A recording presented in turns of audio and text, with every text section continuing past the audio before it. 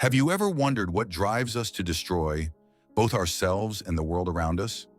Why do we create and then tear down, build up, and then break apart?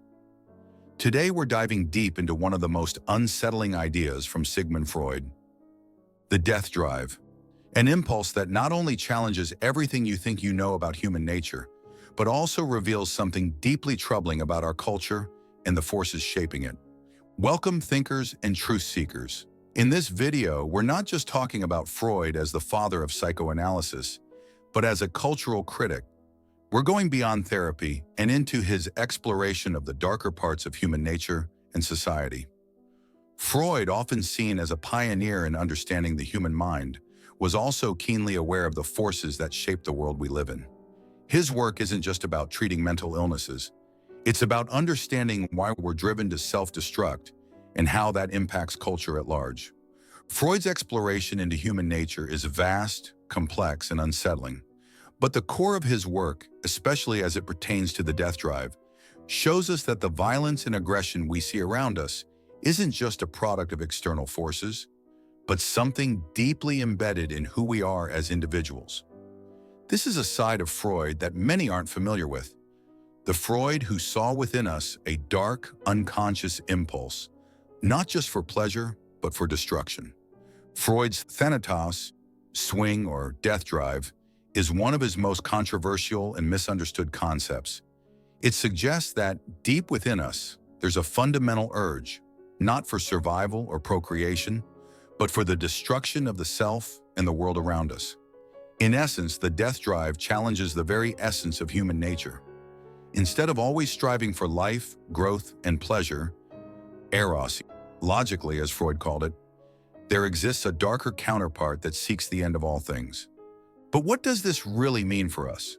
Why, when we talk about human behavior, do we need to consider that there might be a destructive force lurking inside us, always striving for annihilation? Well, Freud's understanding of the human psyche wasn't just about personal healing. It was about recognizing the broader, more destructive tendencies that influence entire cultures. In his later works, especially after the traumatic events of the First World War, Freud began to see the death drive as central to understanding cultural breakdown. The horrors of war, the loss of his own family members, and the rise of violent ideologies made him reconsider his earlier theories. He began to suggest that the unconscious wasn't just a repository of repressed desires, but a battleground between life-affirming forces and death-affirming ones. You see, the death drive isn't just about personal self-destruction. It's about how that drive manifests in the ways we destroy the world around us. From wars to environmental devastation, from the rise of extremist ideologies to the very systems that perpetuate violence, Freud's ideas offer us a lens through which we can understand these cultural phenomena. Let's take a step back and look at the implications of the death drive on a larger scale. Freud proposed that it was a force that worked against the flow of life. He even argued that civilization itself was built on the repression of this very drive.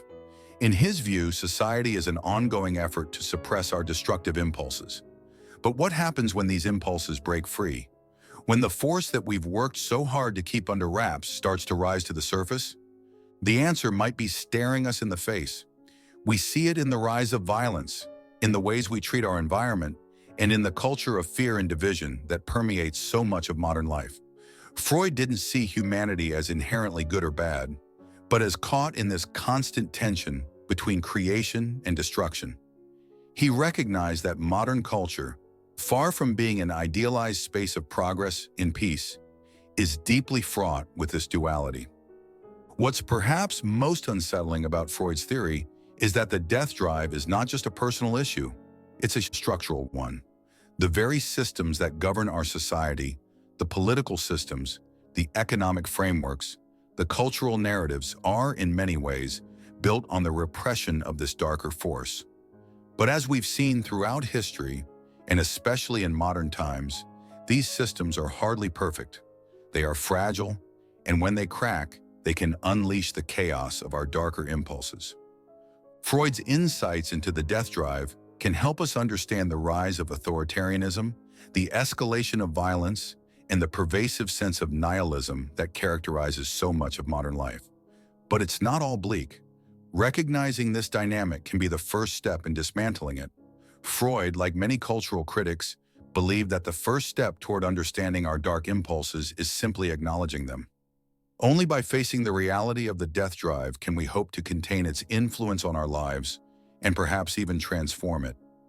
Now, this idea of the death drive might seem overwhelming or even depressing, but here's the thing.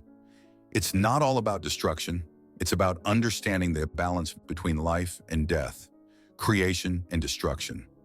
As Freud suggests, this tension is what drives us, what shapes our decisions, our behaviors, and our societies.